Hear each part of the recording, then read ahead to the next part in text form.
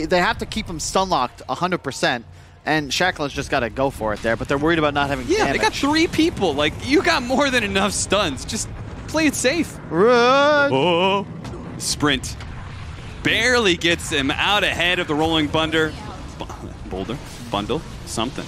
Tornado EMP, though, onto 19. He blinked in, so he's going to have his mana completely disrupted. Yeah.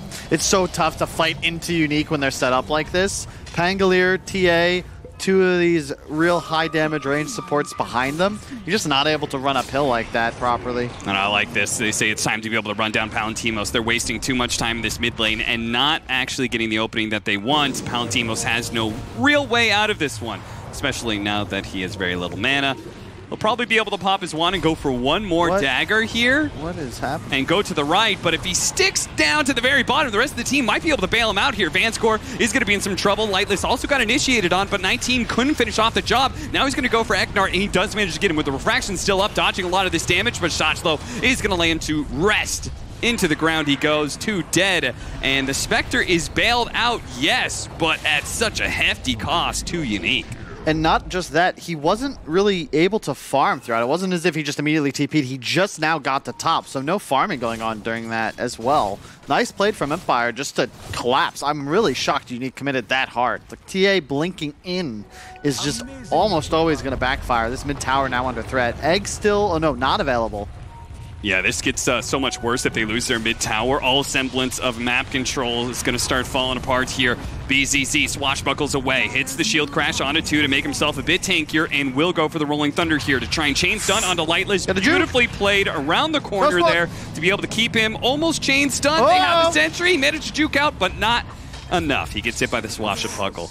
And the last hit gold going to the Spectre. Nice moves from Unique. Empire just getting a little frisky. If they're going to commit for this mid tower, they got to just bring the heat. I'd love to see them collapse entirely upon it. Even if you lose Eknard, have him hook, have him create some chaos, and just let that tower fall. It's a big difference between having it die like 2-3 minutes ago when they were first here, and now, after it's been defended successfully yet again, it might be another 4 or 5 before they're able to collapse upon it again. And now their mid tower's under threat. Yeah, Unique's going to go for it. They had the siege wagon up after all. Nice ward here on the side that sees all of Unique kind of shuffling on this right-hand side. So this leaves an opportunity for Lightless to get a good initiation with this tornado, but he's kind of caught in an awkward spot here.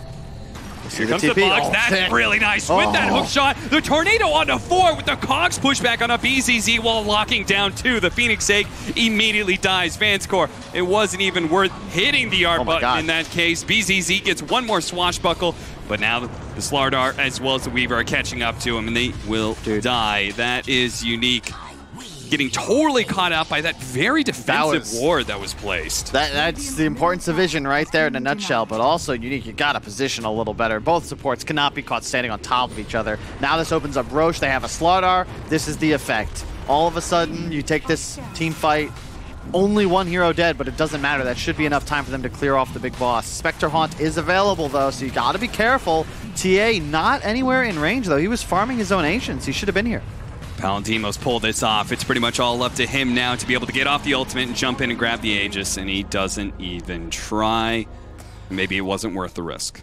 Definitely not. Deso soon to be complete on the Weaver. TA, different style, rushing BKB immediately post-blink. I don't mind it in this spot, although I'm curious as to whether he'll consider a Hurricane Pike instead, just because at some point having a Force Staff against a Clockwork along with the Slardar and the Ice Wall threat of the Invoker is going to be quite nice.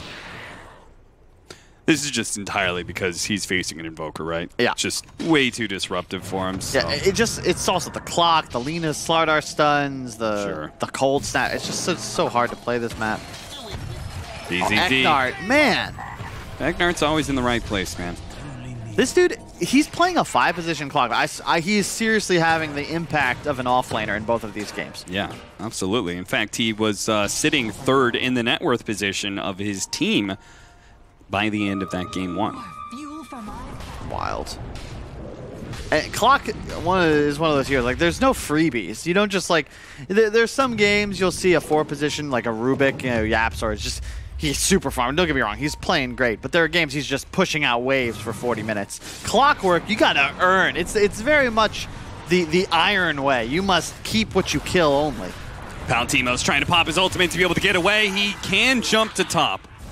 Fortunately, I think his illusion went top lane right before somebody TP'd to bottom. Yeah. It's still a big spell on cooldown, though. Almost Orchid on the Invoker. Same build as the previous game, but with the drums this time. Maybe he did get the drums last time as well, I suppose. And now the Deso. So this is where the Slide Weaver threat gets quite fierce. The Manta on Palamentinos will turn things around a bit because they'll be able to dispel that first amp. And Shaklo going Ags immediately after the drums. I really like that because if you look at the unique lineup, a Blink isn't bad, but you have Clock for that hard initiation. You just want your Slardar to run in and make TA's life difficult because even post BKB, you're going to get bashed. Sure. You just amp her up and just hit her, and TA won't be able to fight into the others. You also get so much plus armor from that the puddle.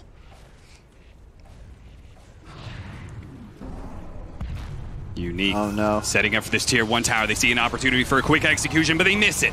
James still goes down, but if this costs 19's his life, it'd be really bad. Fortunately, the Rolling Thunder, it just catches Eknart and Shotglow right as they were looking for a good fight here. Eknart trying to deal with that vision, but will die as 19 reaches over the cogs and bashes him in the head. Now 19 is going to have to play with the Bash Lord himself, and Shotglow, got the amp. They do have that amp on him, and Smiling Knight, the last hit is going to come in before the refraction.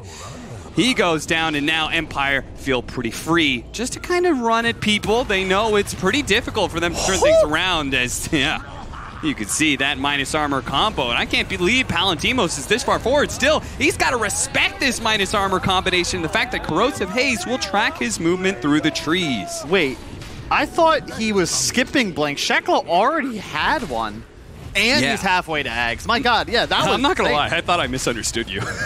Oh, well, of course. I was looking at a Blink dagger and I was like, I must have misheard him.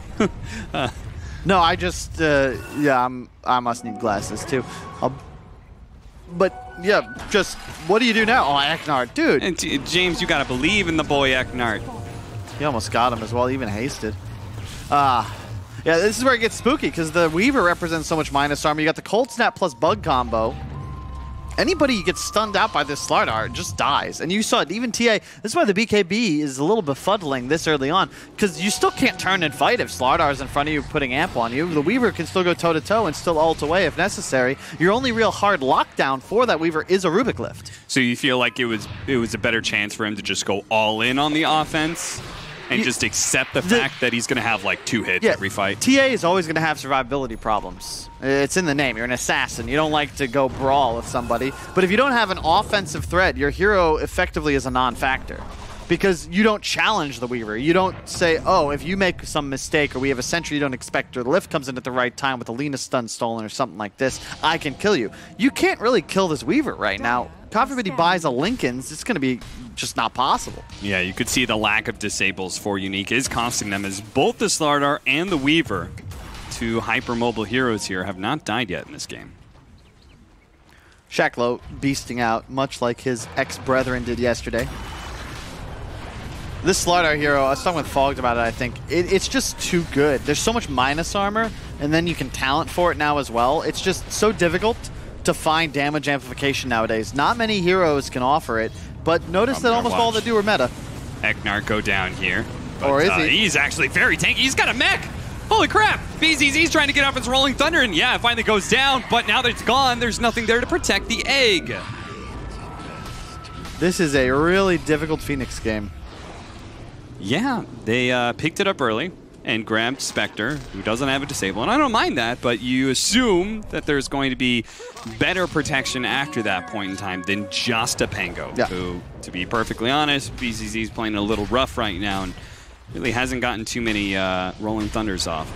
Yeah, that's the trouble with this Unique lineup. You fall behind, it's tough to feel confident executing moves because you just don't have anybody that can find kills for you.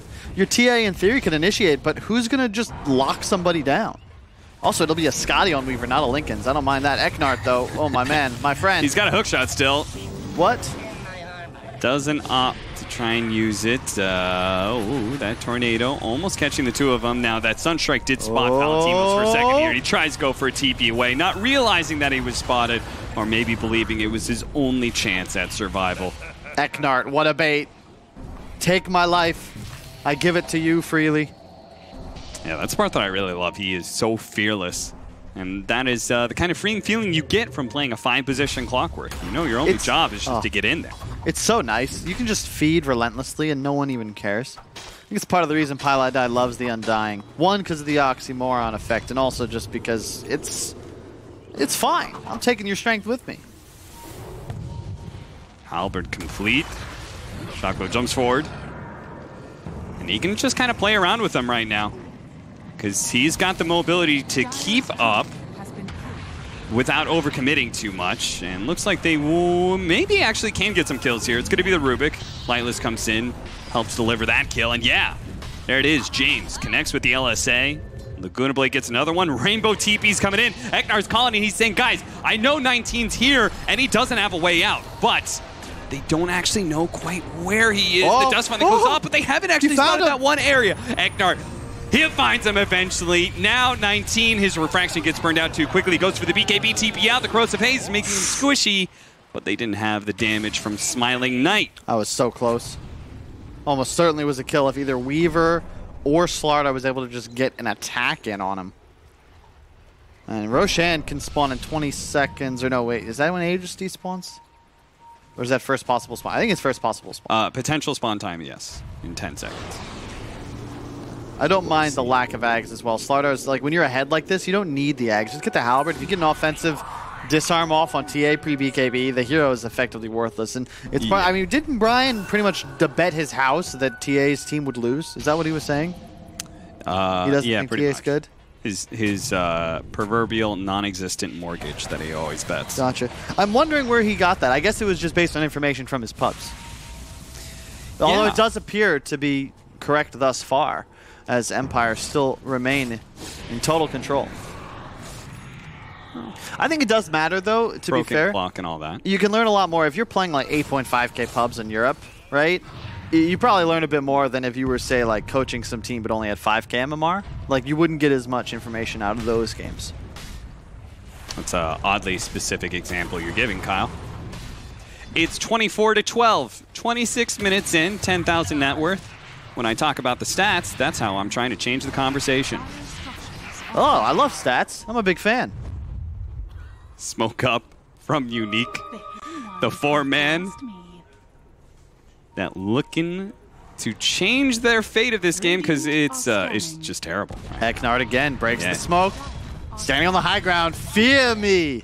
I love that both Eknart and James show a willingness and the knowledge to always position themselves to break smokes, right? James is doing it really well in the Void Spirit earlier. In game 1, Eknart, well, we've sung his praises all series long, honestly. It's been the Eknart show. Not too many times you get to see 5 position, but that is kind of the magic of this current meta. You get to play a hero like Clockwork. BZC, he's going to be initiated on at the same time as jumping this Phoenix. So the Phoenix, the Cold Snap, actually procs as he gets over the cliff. So they might still be able to bail him out here. Vanscore, he's going to have to pop the Supernova. Oh no, he gets hit by the shot. Well, he probably wouldn't have lived anyway. As it is, Unique is on full retreat right now.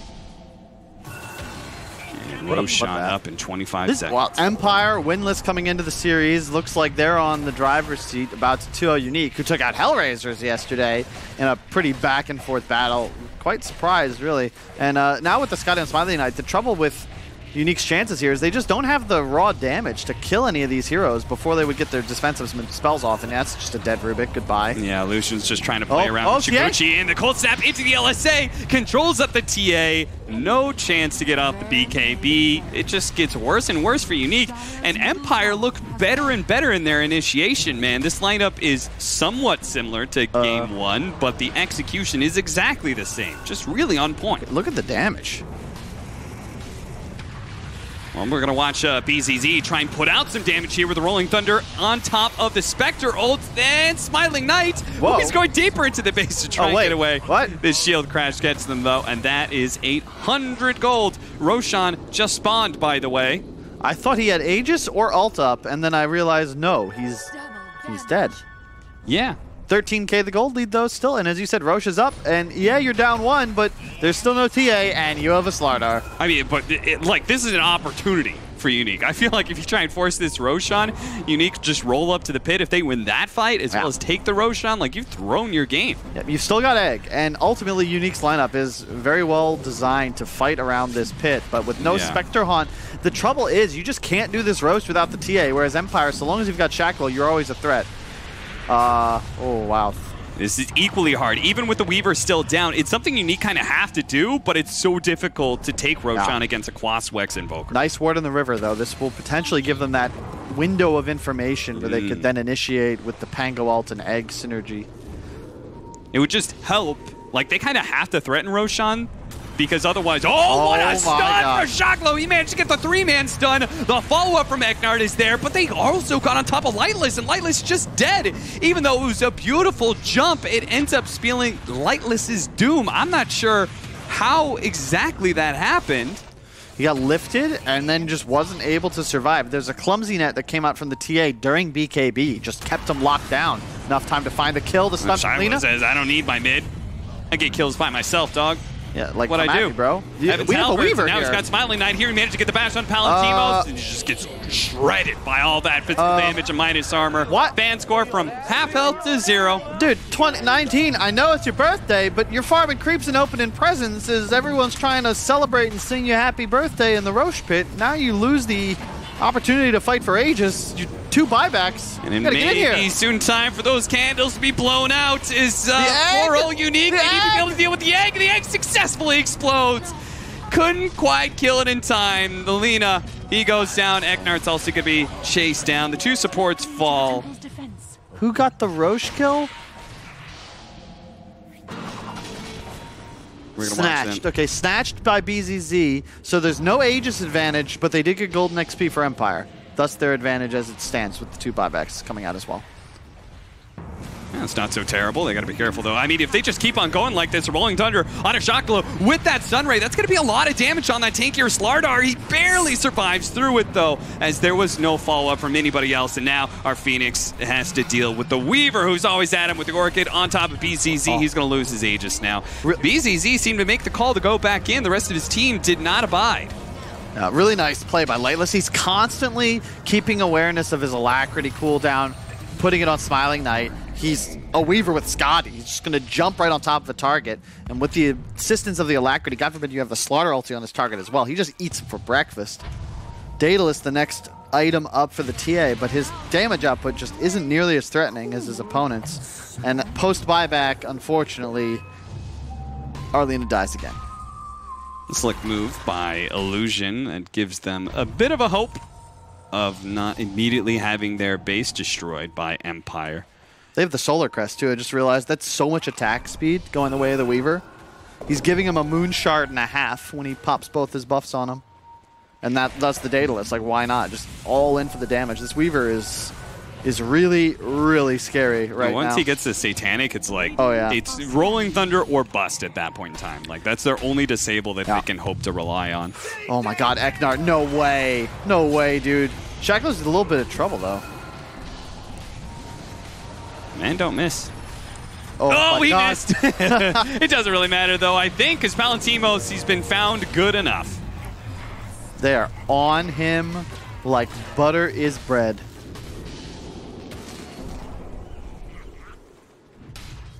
There may have been a better way to phrase that.